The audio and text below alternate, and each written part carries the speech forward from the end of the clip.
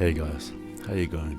Welcome to Hold the Ball HTB. This is the audio format that I want to be doing for the Ball and All chat or Ball and All news, but this used to be formerly known as Rugby League Broadcasting News, so I've changed that and I've brought it to a more relevant sort of a name, and again that is thanks to a subscriber of mine, so thank you.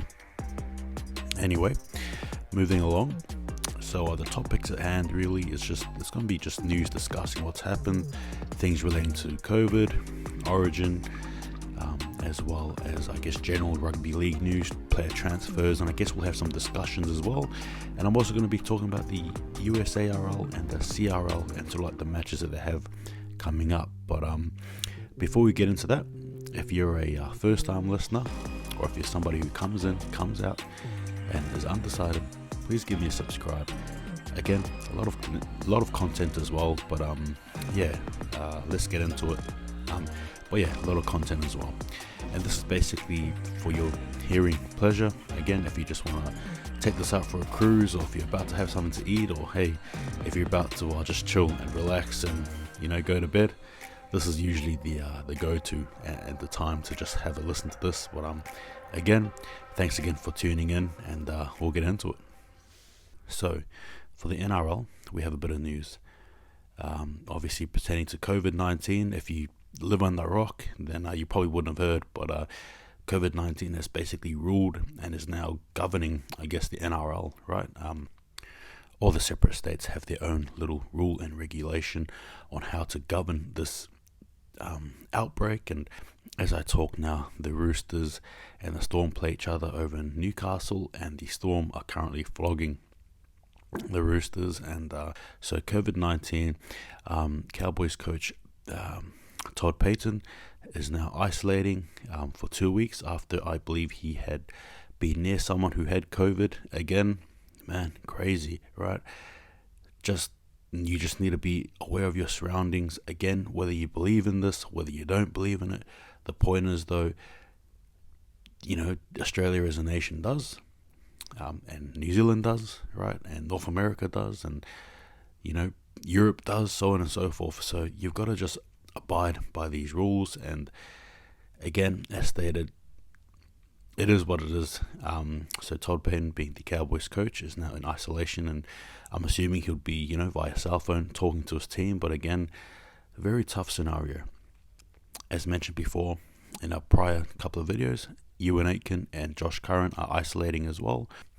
Both players actually were on a plane, and it just so happened that I believe one of the passengers or pilot there was COVID positive, so they now have to isolate, and thankfully both of them are A-OK, so they tested negative. But again, just shows you just the drastic measures that are being taken place. You can argue and say it's too much, but yeah, it is what it is. Again, I want to talk about this more in depth in the discussion, but crazy stuff. Josh Dugan has broke protocol as well a few days ago. He went to a restaurant, and obviously this was during the announcement of the level 3 rules, which basically means just at home, no contact, and basically training home, game home type thing. And he breached it, is going to be fined potentially $25,000. Now, whether it happens or not is undecided. He is to, fight his case and see what happens there. But again, these rules, they are just there. It is what it is, But if I'm Josh Dugan, you know what I mean? Like, the season could potentially be shut down just because of player stupidity, and this is not what's needed. Queensland Cowboys as well were all tested for COVID, and all of them are negative. And again, for a team to be tested, I get why, but crazy. And the last news with COVID-19, Bulldogs players Napa, Wakeham, Katoa, Shoup and Waddell have been fined, and all of them have to spend 14 days in isolation. The Bulldogs could be potentially fined $50,000 as well for the breach. Again, just money you don't want to be wasting on COVID, like crazy stuff. But there you go. That's all like the COVID news pertaining to the NRL, and I just hope that we don't hear any more. The last thing you need is another crazy level 3, level 4 sort of thing happening, and the game, gets put off for a bit, because it should not happen. In Origin news, Mulitalo and the Maroons are going to be trying to investigate how to make him a Maroons player, even though he technically can't be. Again, is it the best way to approach it? Probably not, but we'll just see what happens there. And again, just shows you that potentially the way forward is to actually open this door and open the avenue for New Zealand players to play. And I'm not talking about players who are, say, for example, born and raised in Auckland and they go to Queensland one day and then they just play Queensland the next. No, I'm talking about players who, say, for example, moved to Australia when they're 18, 19. You know what I mean? Still want to play for New Zealand, but wouldn't mind playing for the state they're in. They played a bit of their junior footy, say, for example, when they're 16 onwards. I think that's fair enough, and I think that's probably an avenue that can be discussed and I think can happen. But again, it is all dependent, because you obviously open up more sort of avenues and so on and so forth. But yeah, that Mulitalo thing is very interesting, and like I said, I personally believe this is definitely going to be the opening of something greater. This will be greater than what was originally, I guess, forecasted. I think definitely is a opportunity to discuss way more avenues, I think, on Origin eligibility. And so we go into USARL and CRL news. As we know, July is a chock-a-block sort of a month, especially for Rugby League, NRL, Super League, a lot of Rugby League going on in the month of July. But in case you didn't know, America too has a bit of Rugby League happening there in the month of July. So between the USARL and the CRL, there are 6 games happening, and I'll just quickly go through them. So for the first game, we have Tampa Bay Mayhem versus South Florida Speed, and that's on the 3rd of July. And then for the 10th of July, we have the Southwest Florida Copperheads against the Jacksonville Axemen, and the San Diego Barracuda against the LA Mongrels. From the 17th of July, we have the Sacramento Young Tigers against the Sacramento Immortal. Again, this is the derby match, right? This is the what we call the township rivalry, or as I call it anyway. And then we have the San Francisco Savage against the Dead Bay Pelicans as well, and that's going to be a good game on the 17th. And then the last game of the month is the LA Mongrel, who host this time the San Diego Barracudas. So again, guys, keep an eye out on that. If I do have the time, I'm definitely going to be talking about the games here and giving you guys my thoughts and opinions on some of these games at least, and we can just sort of go from there. But again, please stay tuned, because the American Rugby League scene is definitely alive and well, so do not forget about them. And sort of like the last little segment before we head into the discussions are the player transfers and re-signings. So for Manly, Sean Kepi, Ruben Garrick, as well as Brad Parker have re-signed with Manly. Matt Lodge has gone to the Warriors effectively immediately. I guess the Broncos have also agreed to pay the majority of his stay at the Warriors also. Corey Thompson resigns to the Titans as well, and he turns 30. Capel has announced that he will be at the Broncos next year. Another news as well, Devita Pangai Jr. and the Tigers sort of growls louder. There's actually a very, I guess, reports are that he will be going there very soon, but in saying that, we'll just see what happens. But as you can see, the Broncos are definitely shaping up and changing their structure too for next year, which shows that they are serious. And obviously with Ben Ikin at the helm, I'm going to take that he really wants to do well at his job, which you can't blame him, because I think this is probably the toughest task going at the moment in Rugby League, in the NRL anyway, is trying to make sure that the Broncos don't, lose it. So Anthony Milford has been reported to not be offered any more contracts from the Broncos. That is it. Bear in mind that he cost the Broncos $1 million as well. Again, when you see what he's produced and when you see the pay packet, well, you know what I mean? What are your thoughts there? I mean, it's sort of crazy that you can get players who cost so much and yet perform so little. You know what I mean? We've seen players on less pay packets who are more better than he is. You know what I mean? And I don't think it takes much to be better than him, to be fair. I mean, yes, on his day, sure, but I mean, it hasn't been like that for a while. And we got to admit that Anthony Milford is just not the Anthony Milford we knew. This is a different player completely. Finucane has been linked to the Knights as well as the Cowboys, so I'm just going to assume that both these teams are fighting for a signature. He's from New South Wales, so I wouldn't be surprised if Knights win, but hey, I almost think he suits the Cowboys too. He just seems like a player they'll get, so being at the cusp of 30 years old, just about, I believe, or if he's not 30, 29, yeah, it could be a good get for either team, really. Still has that grit, still has that strength as well, and hey, he's an Origin rep, so you can't go wrong there.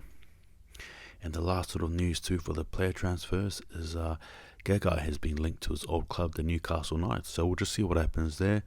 Gagai, who is off contract this year, obviously looking for a club, and Rabbitohs, well, they've signed a few players, right? So I'm assuming they may let go of Gagai purely because of the age. Definitely not the skill. He definitely has it. But in terms of age too, sometimes you got to look forward in that regard. So yeah, that just about does it there for the player transfers. And yeah, tell me what your thoughts are there, and yeah, we can go off from there. But I do think it is interesting that even at the cusp of the even at the opening of the transfer window, just how many players are going here, there, and everywhere. It's a bit of a flea market, right? It's a free-for-all almost, but it just shows you again just the player market. It is so important, right? And as a player, it's so important for you to perform so that people can see you and buy and so on and so forth. It's yeah, but it does seem like it's almost a buyer's market, I guess. But yeah, again, we'll just see what happens next week. But yeah, pretty hectic at the moment. All right. So for the discussions part, I've come up with 4 discussions. The first one is State of Origin standalone weekends. The second one is COVID-19. The third one is $1 million players. Must they deliver weekly? And the last one is NRL becoming too predictable and thus becoming boring? So the first part is the State of Origin standalone weekend. Personally, what a waste. I think I touched on it before. What an absolute waste. We wait literally the last point on a Sunday for one game of rugby league. Sure, I get it in context, it is arguably Australia's biggest contest, but in saying that, there was no international, there was zero, there was nothing, and we waited all for one team to get beaten by 26 points to 0. Yeah, look, it's crazy. Again, sort of brings up a lot of questions too that you can ask about Origin. Is it really the pinnacle? After the legends of Queensland left, did it die? Did Origin die? And you know what I mean? Like, has it lost its polish, so to speak? But look, for myself personally, I think I'll leave those discussion topics for later on, and we can always dive into them. But standalone Origin weekends are a no from me, absolutely no. Again, don't like it. Hope it never happens again. What a big stuff up that was. But yeah, no, I'm not a fan of it. Discussion 2 is COVID-19, and look, to be fair, as I touched on before, wow, crazy times, right? Could you say that crazy times call for desperate measures? Sure, I guess, but to the point where players are getting fined, right? You can't even go to a plane, or you can't even sit next to a stranger who may have it, whatever. It's so hectic. And again, I'm not saying that I believe in COVID. I'm not even saying that I don't believe in COVID. But what's happening in front of us now is that you're seeing that the players are being told to do something. Some players adhere to it, they listen, and some players don't. And for those who don't, you can see the fines are absolutely just slamming them right in the face. I think it's really important to, from an outsider's perspective, to maybe get a feel as to how the players feel. However, in saying that, I think COVID has probably brought more attention to society as opposed to individuals, if that makes sense. So if society is going one way, you almost got to think that the NRL and the players need to go that way too. Obviously, self-isolation and staying away from people who have COVID is a must, and the NRL are coming down hard on it, even to the point of moving games around. The last thing we want is a NRL shutdown, right?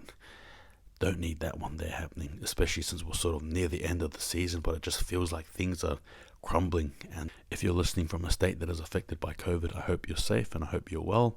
Can you blame people for being a bit too cautious, being a bit too protective? Can you blame them? Look, from the point of trying to keep the NRL running, no. But from a point of, hey, I just want to go outside for a drink, I just want to come home afterwards, perhaps, maybe.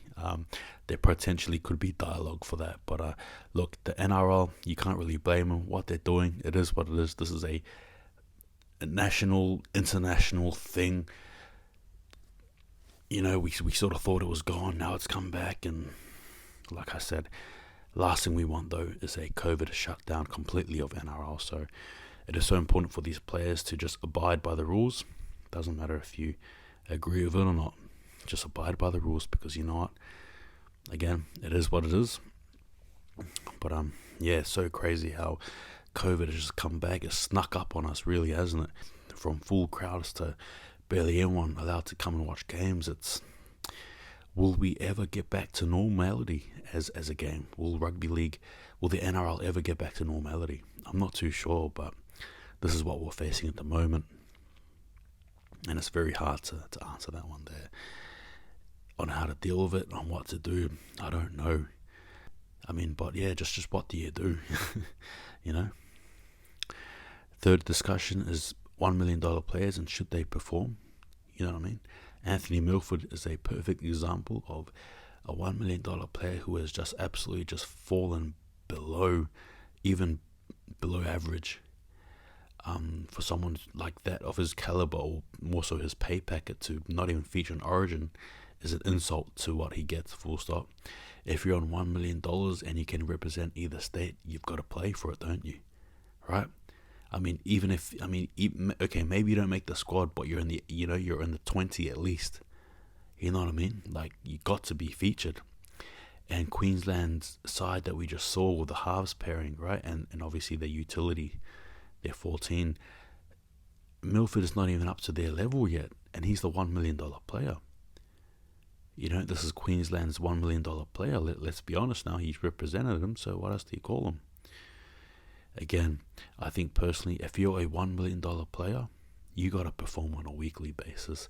Sure, you might have an off night, but you perform at 70%. Sure, you might have an off night, but you're at around 80%. You know what I mean? Like, a pay packet should determine your skill, and that means to go beyond what is possible for human effort sometimes. Okay? There's some players who are worth their absolute weight in gold. You know what I mean? Tom Trbojevic is one of them. Tedesco is another. Dalmalolo is another. You can even put down, for argument's sake, Val Holmes, when he has a good night. But again, players like that, you've just got to, on a week-to-week basis, perform, and you gotta be able to match your pay. You know what I mean? As a player, you have to. In this society where it's such a fast and in-demand type society, and from a fan's perspective, we want the best right here, right now. As a player, if you get that label of $1 million player, you need to perform. There can't be any excuses. And I get, as humans, we face battles and we face tough situations. Sure, I understand that. But again, if you're on that $1 million pay packet, you just have to perform. You have to. Okay? Like I said, you can have a bad night, sure, but at least you're performing at 60%. You're at least above 50%. You know what I mean? We're talking about some players who are on $1 million, and on a week-to-week basis, they're not even going beyond 50% in terms of their playing skill. Do you know what I mean? Like, it's poor. Which sort of leads me to believe, should there ever be a thing as a $1 million player in NRL? Sure, again, I'm not going to compare NRL to other sports. No, I'm not going there. But in context to NRL, and $1 million is massive. That is big money. Big money. You know what I mean? There's a title, there's responsibility that comes with that. And if you can't deliver, well then, what are you doing? Tell me what you think about this, because obviously we've seen many a player come and hold that $1 million price tag, and some have absolutely delivered. I can give you examples. Actually, tell me who you guys think. For me, Jonathan Thurston was one of them. You know what I mean? Tedesco is one of them. You know, there's just a few select players who actually genuinely deserve that $1 million pay packet. Nah, it's too much money to be giving to a player, especially when he cannot perform, because the media, the fans, even yourself, you know, your mental battles, they're all going to be criticizing you. Your own mind is going to be criticizing you. You know what I mean?